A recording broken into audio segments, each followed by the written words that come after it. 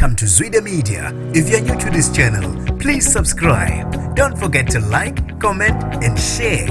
Here's a new video for today. Enjoy.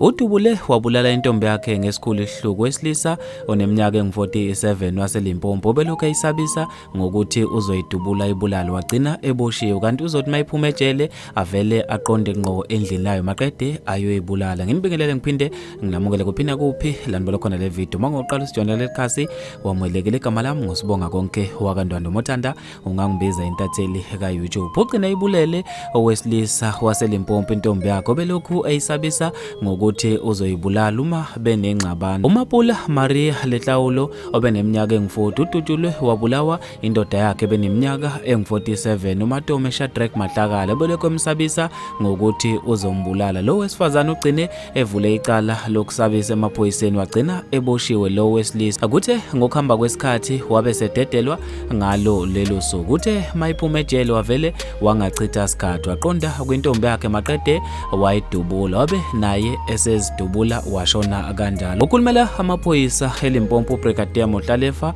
Majopela uthe izithandane zibe nengxabano ethe ukushisa impela kwabe sekuba khona ukusabiseka kowesifazane maqede wavula icala lo wesilisa waboshwa ngesonto. Kuthe ngokuhamba kwesikhathi ngalo lolu suku wabe esededela uvele wabuya wayemzini wakhe maqede wadubula lo owesifazane abebethandana naye. Bafethu lezi ke indaba ezibuhlungu endlela emangalisayo. Ngizofisa mina ukwazi ukuphala kwakho khona lapha kwi-comment section ngalolu daba. Mina nje ntathela YouTube sengiphuma kanje ngithi awungibambe evidweni elandelayo.